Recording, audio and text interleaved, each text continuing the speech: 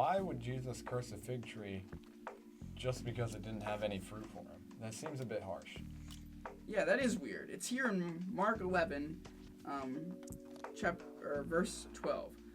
On the following day, when they came from Bethany, he was hungry, and seeing a fig tree in the distance, he went to see if it had any fruit on it. When he came to it, he found nothing but leaves, for it was not the season for figs. And he said to it, "May no one ever eat fruit from you again." And his disciples heard it. And then later on in the chapter, it says, "As they passed by in the morning, they saw the fig tree was withered away to its roots. And Peter remembered and said to him, 'Rabbi, look, the fig tree that you cursed has withered.'" Yeah, this is a really weird story. Why is it in the Bible? Well, yeah, this story is really interesting because when you first read it, it just doesn't make any sense, right? Like, Jesus seems to get angry at this tree and curses it for not, like, it's not even like it's supposed to have figs in it at that time of year.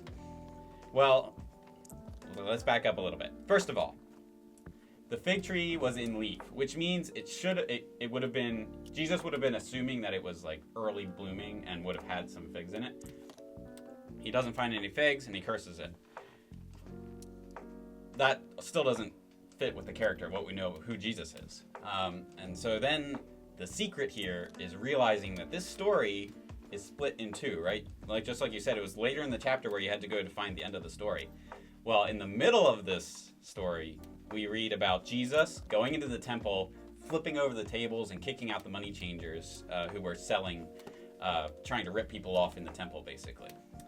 And so this story of the fig tree is actually a story of how Jesus, it's a picture of the people of Israel.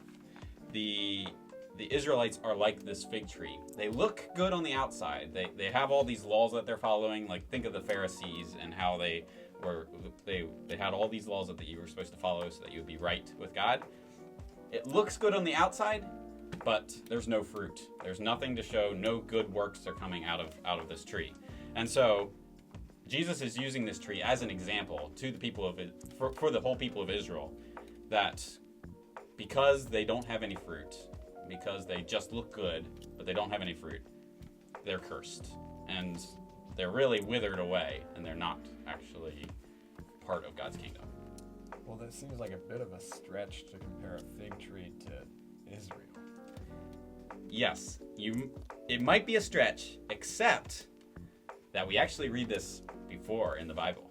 So if you turn to Jeremiah chapter 8 and read verse 13.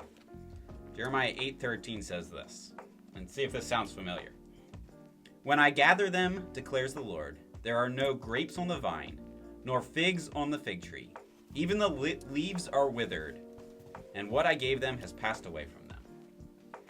And so Jesus is actually referencing, so for Jeremiah, he was talking about how the people of Israel had no fruit and were withered away before the exile.